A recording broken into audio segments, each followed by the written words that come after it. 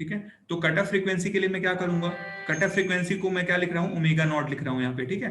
अब cut off frequency के लिए क्या होगा, ये जो आपका जेड नॉट का जो टर्म है, जेड नॉट क्या होगा कट ऑफ फ्रीक्वेंसी के लिए, आपको याद होगा अगेन, जेड नॉट क्या होता है कट ऑफ फ्रीक्वेंसी पे, जहां पे ट्रांजिशन होता है आपका, कहां से, रियल नंबर से इमेजिनरी नंबर पे, ठीक है। तो अगर मेरे को, अगर इसके अंडर रूट का, अगर मैं अंदर का जो पैरेंथेसिस का है उसको मैं 0 कर दूंगा, तो आपको कट ऑफ फ्रीक्वेंसी वहां से निकल जाएगा, ठीक है ना। तो मैं इसको कर दूंगा ओमेगा स्क्वायर एल सी, और यहाँ पे क्या है, omega equals to omega C पे, एक इसकी वैल्यू क्या आ जाएगी, 0 आ जाएगी, ठीक है। तो यहाँ से आप वेट, इसको मैं लिख देता हूँ, ये क्या लिखा हूं मैं, 1 माइनस क्या था, 1 minus 1/4 omega square L C, 1/4 omega square L C, और किस फ्रीक्वेंसी पे है, omega equals to omega naught पे, ठीक है, इक्वल्स टू 0, ठीक है। तो इसको मैं यहाँ से, और मैं क्या लिख सकता हूँ, देखो इसको इधर ले जाऊंगा, ये हो जाएगा ओमेगा नॉट स्क्वायर इक्वल्स क्या आ जाएगा, 4 डिवाइड बाई एल सी आ जाएगा, और ओमेगा नॉट इक्वल्स क्या आ जाएगा, 2 डिवाइडेड बाई एल सी आ जाएगा, 2 divide by under root L C, ठीक है।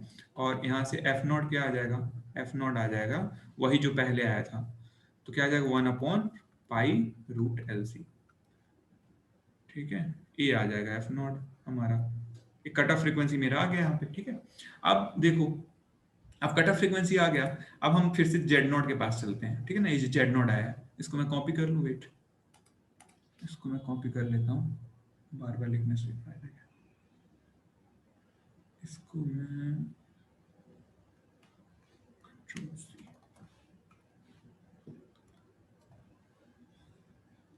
ठीक है, ये हमारा था जेड नॉट, ठीक है। अब देखो ध्यान से, omega naught square, omega naught square, omega naught square कुछ है 4 अपॉन एल सी है, ठीक है ना। Omega naught square equals to है 4 अपॉन एल सी, ठीक है। तो देखो एक चीज, इसको मैं जेड नॉट को एज यहाँ पे लिख दूं, as Z naught equals to K, इतना है, ठीक है ना। अब मैं वेट, यहाँ पे अगर मेरे को 4, सही है ना इक्वेशन, ये आ जाएगा, यहाँ से मैं अगर ओमेगा नॉट स्क्वायर निकालूंगा, वेट यहाँ पे अगर मैं रुक जाऊँ, इसको यहाँ पे लिख दूँ, ये आ जाएगा 1/4 omega naught square L C equals to 1, ठीक है ना। अब मेरे को ओमेगा नॉट स्क्वायर निकालना है, तो गलत हो गया ना, यहाँ पे देखो, यहाँ पे, यहाँ से क्या हो जाएगा, अगर मैं इसको करूंगा तो क्या हो जाएगा, 1/4 omega naught square L C equals to 1, ठीक है। तो इसको मैं, वेट,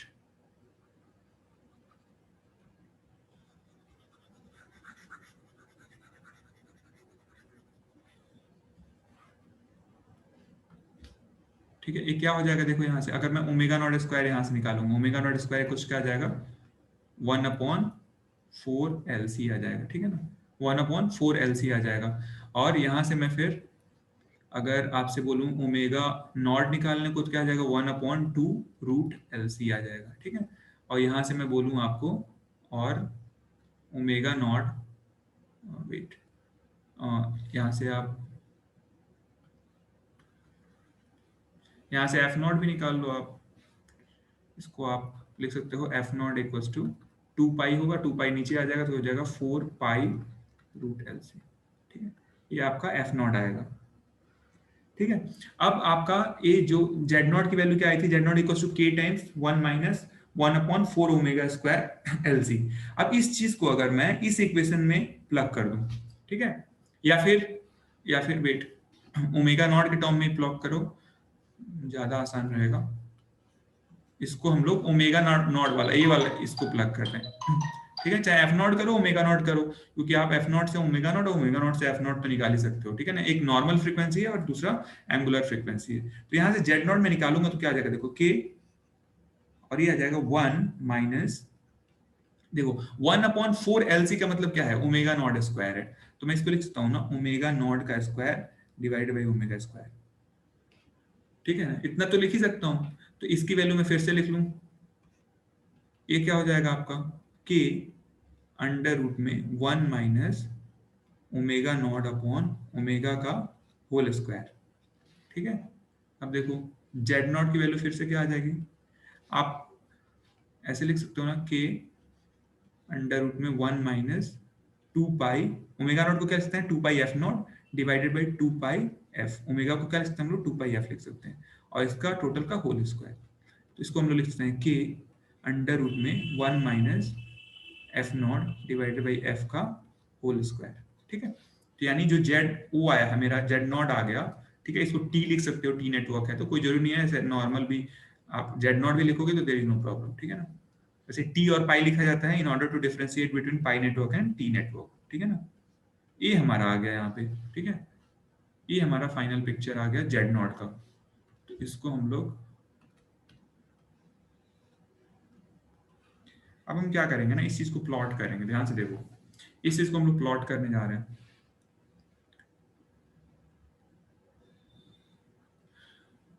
ठीक है, ये है आपका F naught divided by F x axis पे, और वाई एक्सिस पे है जेड नॉट, ठीक है, जेड नॉट है। अब एक बताओ केस वन, केस वन बताओ, केस वन आपको ये बताना है कि अगर F naught divided by F जो है, F naught divided by F है, उसकी वैल्यू, अगर उसकी वैल्यू कितनी है, जीरो है, ध्यान से देखना, अगर F naught divided by F की वैल्यू जो है जीरो है, ठीक है,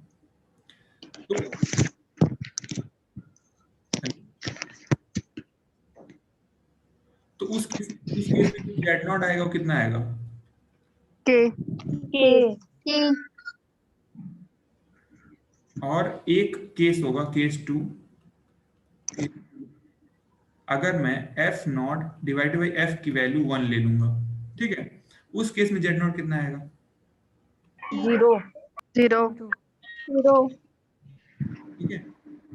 अच्छा, अब देखो, अगर मैं, देखो ध्यान से, मैं लिखता हूं F naught divided by F, ठीक है ना, मैं लिखता हूं अगर F naught divided by F, तो और इसकी वैल्यू मैं जीरो करता हूं, ठीक है ना, मतलब अगर मैं इसकी वैल्यू जीरो करूंगा तो क्या आएगा, जेड नॉट की वैल्यू क्या आएगी, के आएगी, ठीक है ना। तो यहाँ पे आपका वैल्यू के आएगा, ठीक है ना। और अब F naught divided by one, F naught divided by F की वैल्यू मैं अगर क्या करता हूँ, वन करता हूँ, अगर यहाँ पे अगर वन करता हूं तो ये जेड नॉट क्या आ जाएगा, जीरो आ जाएगा, ठीक है। लेकिन एक चीज ध्यान से देखो, अगर मैं पहले हम लोग जो पहला जो हम लोग ग्राफ प्लॉट किए थे, कहाँ गया, ये जो ग्राफ हम लोग ने प्लॉट करा है, ठीक है, ये ग्राफ क्या है, F divided by F not है, ध्यान से देखो, ये क्या है, वाई एक्सिस पे, सॉरी एक्स एक्सिस पे क्या है हमारा, F divided by F not है इसमें, ठीक है। जबकि यहाँ पे क्या हो रहा है, यहाँ पे क्या हो रहा है, यहाँ पे F naught divided by F है, ध्यान से समझो इस चीज को, क्योंकि अगर आप ग्राफ ऐसे प्लॉट करोगे ना इस वाले में, तो ग्राफ ऐसे ही आएगा, इसका मतलब ये नहीं कि लो पास फिल्टर हो जाएगा ये, ठीक है। ऐसे अगर ध्यान से समझो मैं क्या कह रहा हूं, मैं ये कह रहा हूं कि हमने जो पहले, इससे पहले जो प्लॉटिंग करी थी लो पास फिल्टर वाली, तो लो पास फिल्टर में क्या हुआ था, उसमें क्या करा था हम लोगों ने कि F divided by F not के लिए प्लॉट किया था, ये जो है ना, ये F naught divided by F नहीं था, देखो यहाँ पे मैं क्या कह रहा हूं, शायद समझ में आ रहा होगा मे भी। देखो यहाँ पे क्या है, f divided by F not है, ठीक है ना, f divided by F not. अब मैं यहाँ पे क्या कर रहा हूँ, ध्यान से देखो, यहाँ पे क्या है, f not divided by f है, ठीक है। तो अगर मेरे को दोनों को सेम, मतलब कंपेयर करना है दोनों चीज को, तो मैं क्या, दोनों को सेम, मतलब दोनों का एक्सेस तो सेम होना चाहिए ना। तो ये जो एक्सेस हमने लिया है f not divided by f, ये ना लेके हम लोग क्या लेंगे, इसका उल्टा, जो जो हम लोग ने पहले वाली एक्सेस लिया था, पहले वाली एक्सेस लिया था, कौन सा लिया था, देखो ध्यान से, पहले वाले हमने लो पास फिल्टर, क्योंकि दोनों को हमको कंपेयर करना है, लो पास और हाई पास को, लेकिन अभी हमको पता नहीं है, वैसे अभी फिल्टर का पता चल जाएगा, लेकिन दोनों में हमको सेम वो रखना पड़ेगा ना, फॉर्मेटिंग, जो भी आप यहाँ पे जिस पैरामीटर को प्लॉट कर रहे हो, तो दोनों में सेम रखना पड़ेगा, मतलब क्या होगा, F divided by F not, ठीक है ना। आप F naught divided by F not, इसको एफ नॉट, इसको ना प्लॉट करके इस वाले को, इस वाले को प्लॉट ना करके आप इसको प्लॉट करोगे। अब देखो, अब जो ये केस है, केस वन, ये क्या मॉडिफाई होगा,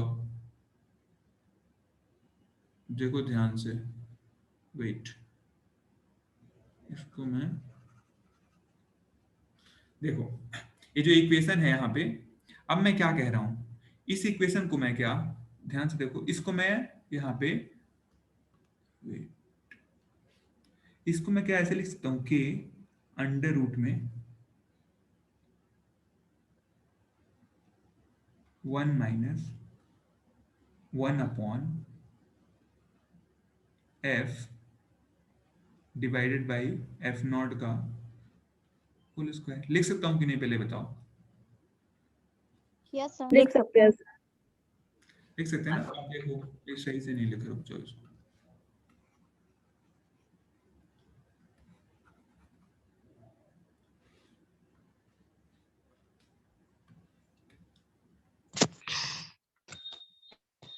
इसको मैंने लिखा के 1 minus 1 upon F divided by F not का होल स्क्वायर।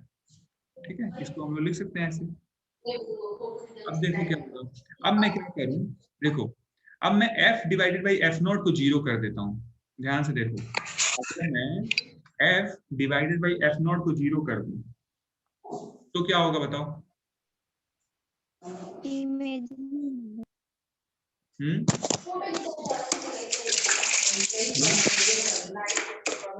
किसका ऑन है माइक?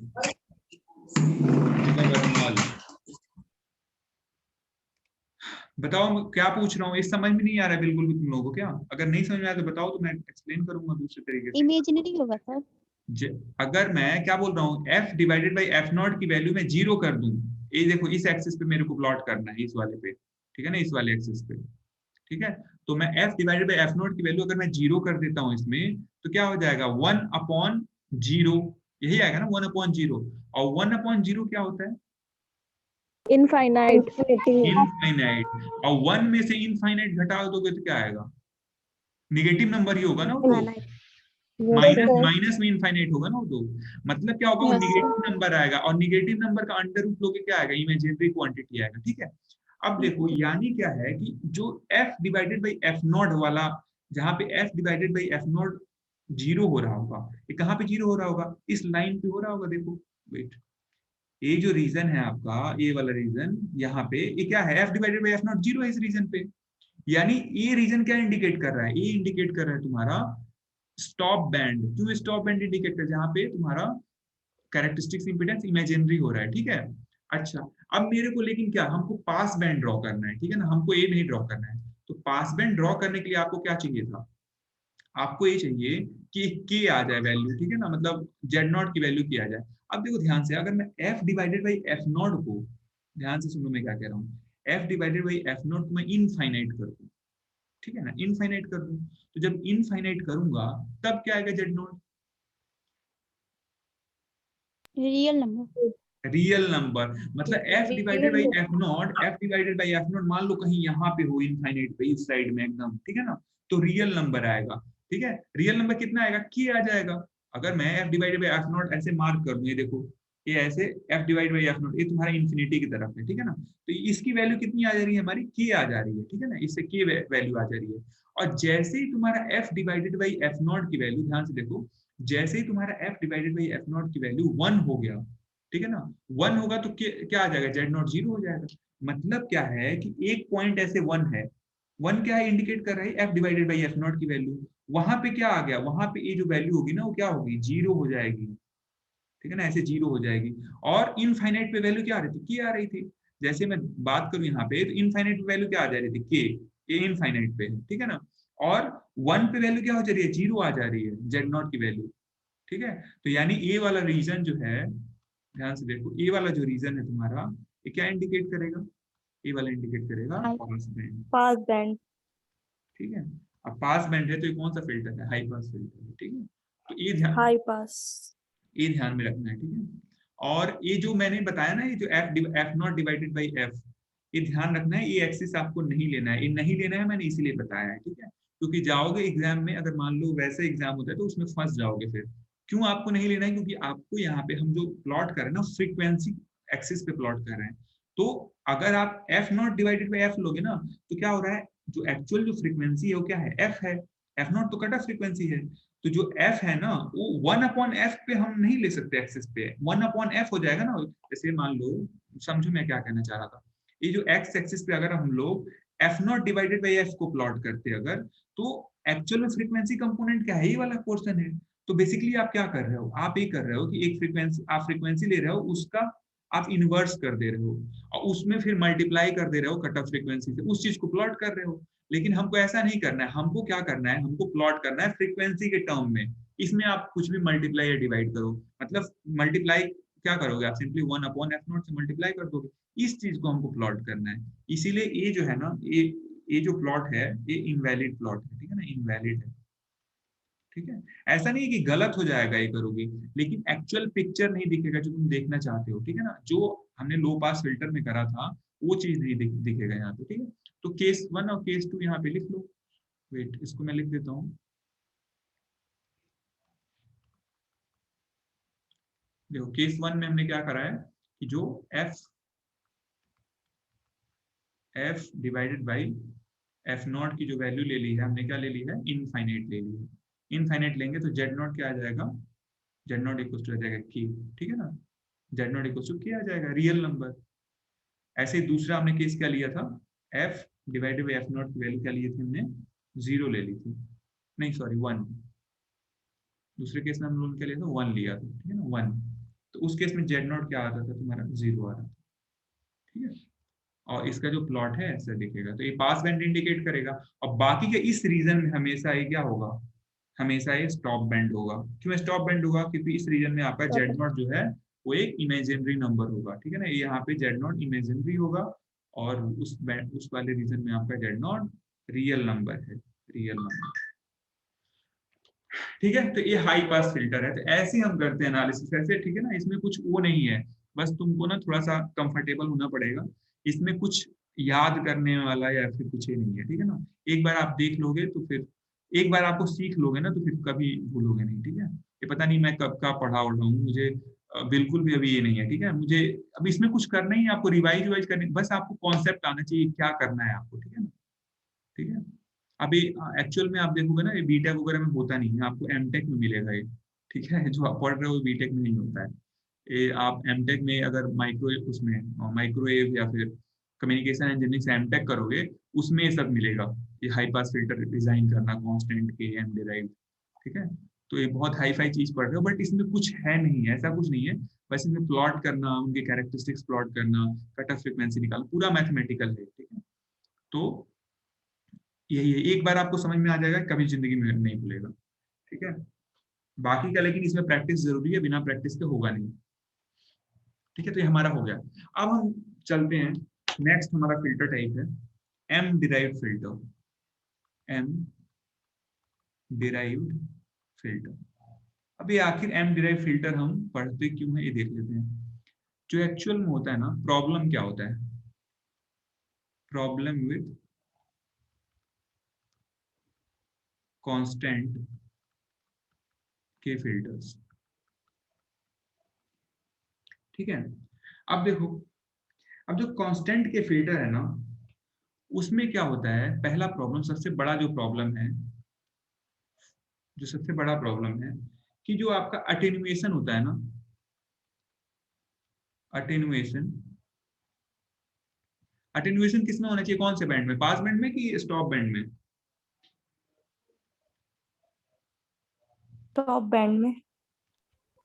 अटेन्युएशन किस बैंड में होना चाहिए, स्टॉप बैंड में। अंशिका मौर्य बताओ, अंशिका मौर्य सुन रहे हो मेरे को, एम आई ऑडिबल, यस हाँ सर। बताओ। ये अटेन्युएशन जो होना चाहिए वो पास बैंड में होना चाहिए कि स्टॉप बैंड में होना चाहिए, स्टॉप बैंड में sir.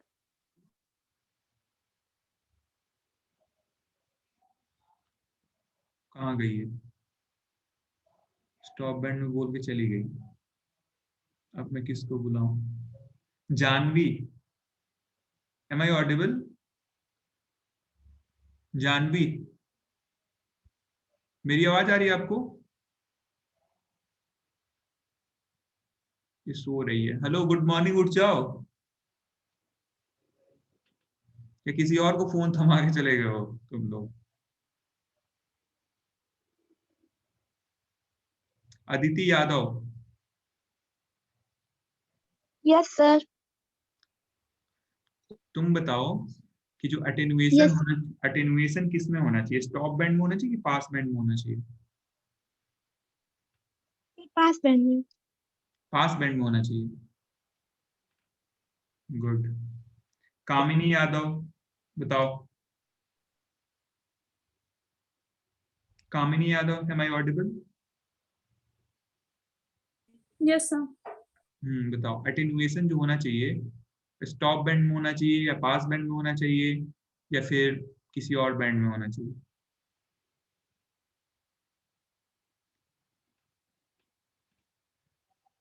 Kriti Srivastava, M I Audible? कृति, अरे उठ जाओ भाई, सो गए हो क्या तुम लोग? Good morning, hello. Nishu Jaiswal, ये अच्छी चीज है यार, तुम लोगों का बहुत अच्छा तरीका ढूंढ लिया तुम लोगों ने। Yes, sir. रुको बताता हूँ, जिनका जिनका नाम मैं लिया हूँ ना, जो नहीं बोले हैं, उनकी मैं लगाता हूँ तुम मानोगे नहीं। कृति श्रीवास्तव, और कौन सी? हाँ बताओ तुम, अटेनुएशन कहाँ होना चाहिए, स्टॉप बैंड में कि Sir, पास बैंड में। पास बैंड में होना चाहिए? Yes, sir. क्यों? Sir. तुम्हारा भी वही हाल है निशु जायसवाल। चलो तुमने कम से कम, चलो कृति श्रीवास्तव तो सो रही है। Pooja Yadav, Pooja Yadav come on. Yes, sir. ठीक है,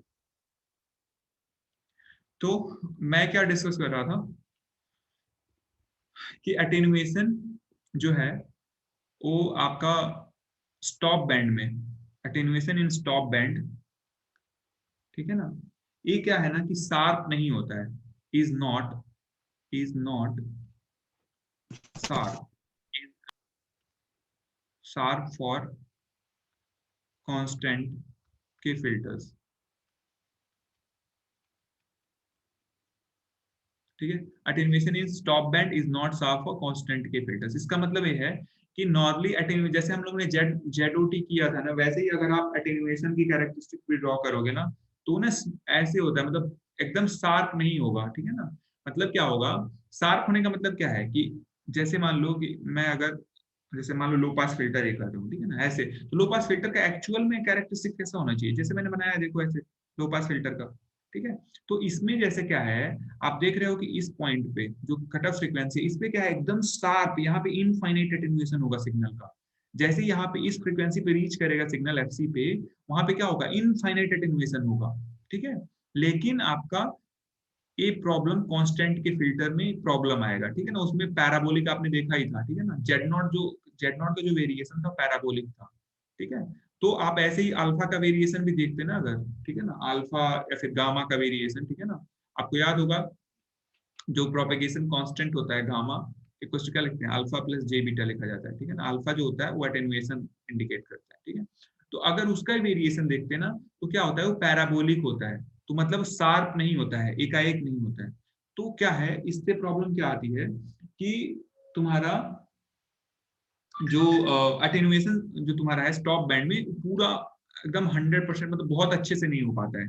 मतलब क्या है कि स्टॉप बैंड में भी सिग्नल लीक होता रहता है, पास होता रहता है। ठीक है ना, तो उस चीज को ना, इस प्रॉब्लम को कंपेंसेट करने के लिए हम लोग क्या, एम डिराइव फिल्टर पे अप्रोच करते हैं। ठीक है ना, इस प्रॉब्लम को कंपेंसेट करने के लिए हम लोग क्या करते हैं, एम डिराइव फिल्टर। ठीक है ना, तो to compensate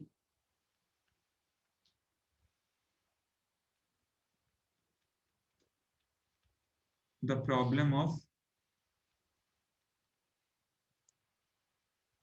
what, less sharp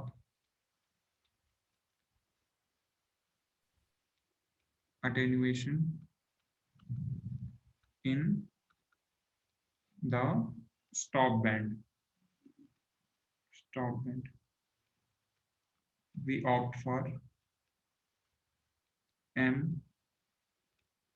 derived filter section, ठीक है ना। तो ऐसे लिख लेना अपने हिसाब से बना के, इसमें कुछ याद वाद करने वाला नहीं है, बस हाँ चू करा जाता है ये करके, ठीक है। अब ना एक्चुअली इसको, इस प्रॉब्लम को मतलब दूर करने के लिए और तरीके भी हैं। हम क्या करते हैं ना, ऐसे टी, जैसे हमने टी फिल्टर लिया है ना, ऐसे कई सारे टी फिल्टर को आपस में हम कैस्केड करते थे मान लो, ठीक है ना। तो जब कैस्केड करते ना तब भी ये प्रॉब्लम मतलब खत्म हो जाता, तब प्रॉब्लम में खत्म हो सकता था। मेरी बात समझो, अगर मैं कई सारे टी नेटवर्क को ऐसे, मैं ऐसे मान लो कि कांस्टेंट के फिल्टर ही ऐसे कई सारे मैं कैस्केड कर लूं, कांस्टेंट के ऐसे करके, कांस्टेंट की मैं कई सारे फिल्टर्स को ऐसे कैस्केड कर दूं, लैडर बना दूं। क्या बना दूं मैं? एक लैडर नेटवर्क। तो ये लैडर नेटवर्क से भी ये प्रॉब्लम सॉल्व हो सकता था। कौन सा प्रॉब्लम? जो अटेनुएशन इन स्टॉप बैंड मतलब शार्प करने के लिए, ठीक है ना। तो शार्पन करने के लिए आप ये काम कर सकते थे, लेकिन हम क्या यार, अब इसमें प्रॉब्लम क्या आती है कि जब ये आप बनाओगे ना तो आपको क्या करना होगा कि इसका जो इम्पिडेंस है, इसका जो सारे के इम्पिडेंसेस है ना, ये आपके कैरेक्टरिस्टिक्स इम्पिडेंस से मैच होने चाहिए, ठीक है ना। अब थोड़ा सा भी डिस्टर्बेंस होगा तो क्या होगा कि रिफ्लेक्शंस होगा, पावर लॉसेस होंगे उसमें, ठीक है। तो इसलिए हम क्या करते हैं ना, इस प्रॉब्लम को कॉम्पनसेट करने के लिए हम क्या कर सकते हैं, हम एक दूसरा फिल्टर स्ट्रक्चर डिजाइन करते हैं, इसको बोलते हैं एम डिराइव्ड फिल्टर, ठीक है ना, एम डिराइव्ड। अब इसको एम डिराइव्ड क्यों बोलते हैं देख लो अभी। एम डिराइव्ड का मतलब क्या है, देखो जैसे मान लो आपको एक टी नेटवर्क पता है, टी नेटवर्क कैसे दिखता है, ऐसे दिखता है, ठीक है, ऐसे दिखता है।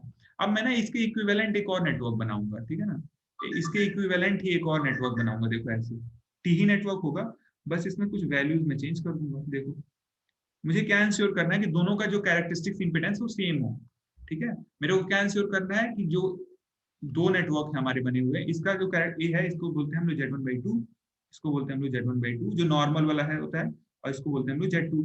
अब जो हम ये नया वाला बना रहे हैं, ठीक है ना, ये जो नया वाला बना रहे हैं जिसको हम बोलते हैं एम डिराइव्ड।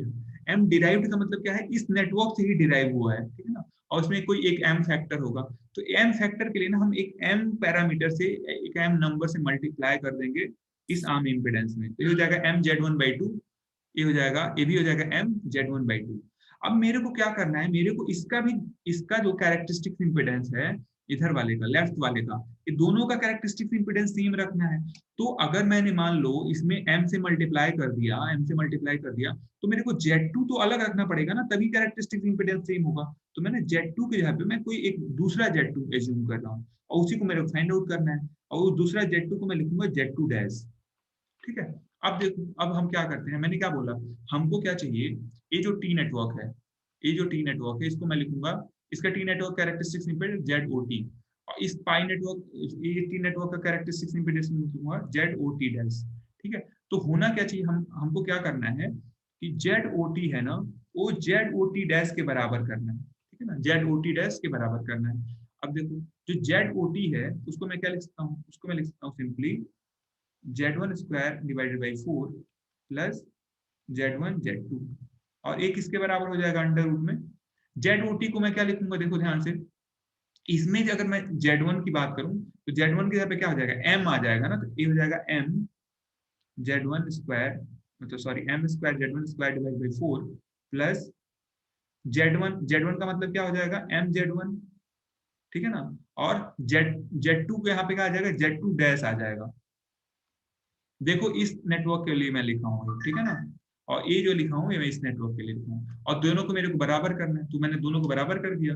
अब देखो मैं अंडर रूट हटा दूं, दोनों तरफ स्क्वायर कर दूंगा अगर, तो अंडर रूट हट जाएगा, तो क्या आ जाएगा Z1²/4 plus Z1 Z2 equal क्या आ जाएगा M² Z1²/4 plus M Z1 Z2 dash. अब मेरे को ना Z2 डैश निकालना है, ये वाला चीज निकालना है मेरे को, Z2 डैश की वैल्यू निकालनी है।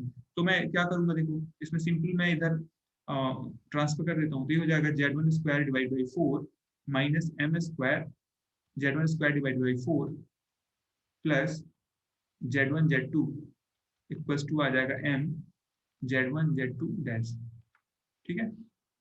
अब देखो, और मैं इसको लिख सकता हूँ ना M Z1 Z2 dash equal to, इसमें से Z1² / 4 कॉमन ले लूंगा तो क्या बचेगा 1 - M², ठीक है, और प्लस क्या आ जाएगा Z1 Z2, ठीक है।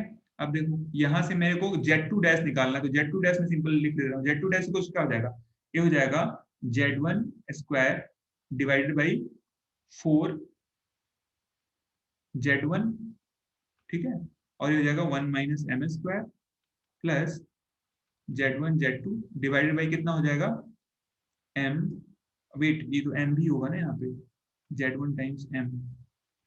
हमको क्या करना है, Z2 डैश यहाँ से निकालना है, तो m Z1 से डिवाइड हो जाएगा, m Z1 से मैं डिवाइड कर दिया, और यहाँ पे भी m Z1 से डिवाइड हो जाएगा। ठीक है, तो देखो यहाँ से मेरे को क्या मिल जाएगा, Z2 की जो वैल्यू मिलेगी वो क्या मिलेगी, देखो Z2 डैश की वो मिल जाएगी Z1 upon 4m 1 minus M square plus Z2 divided by m। ठीक है ना, तो ये वैल्यू हो गया Z2 डैश का। ठीक है, अब देखो अभी ना ये डिराइव्ड वैल्यू है, ठीक है ना, आपको पता है आपने क्या करा कि एक नंबर था, अच्छा m की जो वैल्यू होती है, m की वैल्यू 0-1 के बीच में होती है, ठीक है ना, ये ध्यान रखना, m की वैल्यू जो होगी 0-1 के बीच में होगी। ठीक है, अब देखो आपने कुछ ऐसा किया, अब Z2 डैश की वैल्यू यहाँ पे आपको मिल गई, Z2 डैश की वैल्यू। अच्छा देखो एक चीज, Z2 डैश क्या है, इम्पिडेंस है, तो Z2 डैश इम्पिडेंस है और दो इम्पिडेंस का सम आपको दिख रहा है। ठीक है ना, मतलब क्या है कि अगर दो इम्पिडेंस इनको आप सीरीज में रख दो तो क्या हो जाएगा, Z2 डैश बना देगा। मतलब क्या है, मैं क्या कहना चाह रहा हूँ, देखो आपका जो टोटल नेटवर्क बनेगा वो कुछ ऐसे बनेगा यहाँ पे, और दो सीरीज में ऐसे इम्पिडेंस जुड़ेंगे। ठीक है, इसकी वैल्यू क्या आई थी mZ1/2, इसकी वैल्यू आई थी mZ1/2, और इधर की वैल्यू क्या आई थी हमारी, वेट इसका Z2 डैश क्या आया था Z1, इसको आप लिख लो Z1 अपॉन 4m और 1 माइनस एम स्क्वायर, इसका इम्पिडेंस हो गया, और इसका इम्पिडेंस हो जाएगा Z2 डिवाइड बाई m। ठीक है, तो ये जो आपका बना ना स्ट्रक्चर, ठीक है ना, ये कौन सा स्ट्रक्चर बना, इसको बोलते हैं हम लोग m डिराइव्ड स्ट्रक्चर। m